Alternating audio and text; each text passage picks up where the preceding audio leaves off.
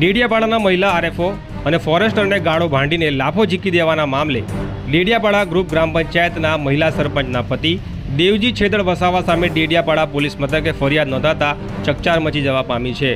ત્યારે ક્યારે બની હતી આ ઘટના અને શું હતું કારણ, એની વિગતે વાત કરીશું આ વિડીયોમાં।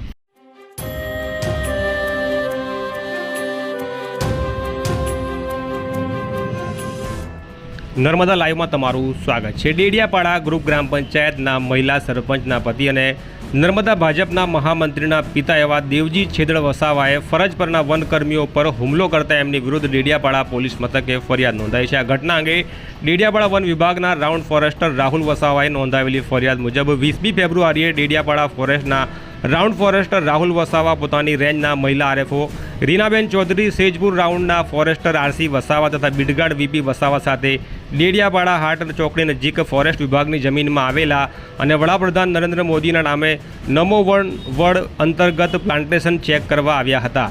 એ દરમિયાન ત્યાં ખાડા ખોદેલા હતા અને ડેડિયાપાડા ગ્રુપ ગ્રામ પંચાયત તરફથી જાહેર નોટિસનું બોર્ડ લગાવ્યું હતું। આ દરમિયાન ત્યાં ડેડિયાપાડા ગ્રુપ ગ્રામ પંચાયતના મહિલા સરપંચના પતિ દેવજી વસાવા ત્યાં આવી પહોંચતા તેમણે પૂછ્યું હતું કે આ તાળું કોણે તોડ્યું, નોટિસ કોણે લગાવી। ત્યારે દેવજી વસાવાએ કહ્યું હતું કે તમે કોણ છો, તમે શું કરવા માટે આવ્યા છો। ત્યારે ફરજ પરના ફોરેસ્ટર રાહુલ વસાવાએ દેવજી વસાવાને કહ્યું હતું કે હું ડેડિયાપાડા વન વિભાગમાં ફોરેસ્ટર તરીકે ફરજ બજાવું છું અને આ નમો વડ વન અમારા ફોરેસ્ટ ખાતાના અંડરમાં આવે છે અને મારે તેની દેખરેખ રાખવાની ફરજમાં આવે છે।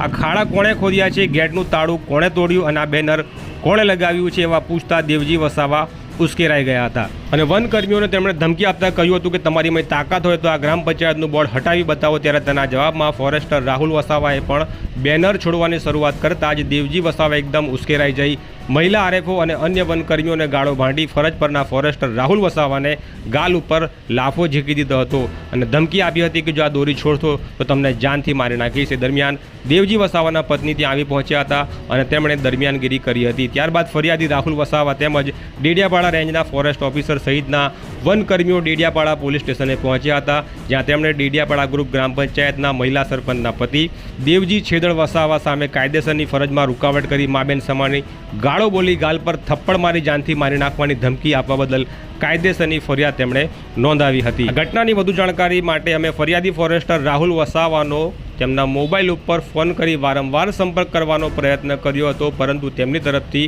કોઈ જવાબ મળ્યો નથી। હવે આ મામલે રાજકીય પ્રત્યાઘાતો આવવાની શક્યતાઓ પણ જોવાઈ રહી છે, કારણ કે ફોરેસ્ટરને લાફો ઝીકનાર આરોપી દેવજી છેદળ વસાવા નર્મદા ભાજપના મહામંત્રી હિતેશ વસાવાના પિતા પણ થાય છે। ત્યારે ભૂતકાળના બનાવોના પોપડા પણ હવે ઉખડે એવી સંભાવનાઓ સેવાઈ રહી છે, કારણ કે આ ઘટનાને પગલે સોશિયલ મીડિયામાં કેટલાક પોસ્ટર ફરતા થયા છે। આ જ પ્રકારના ન્યૂઝ અને અહેવાલ માટે નર્મદા લાઈવ સાથે જોડાયેલા રહેજો।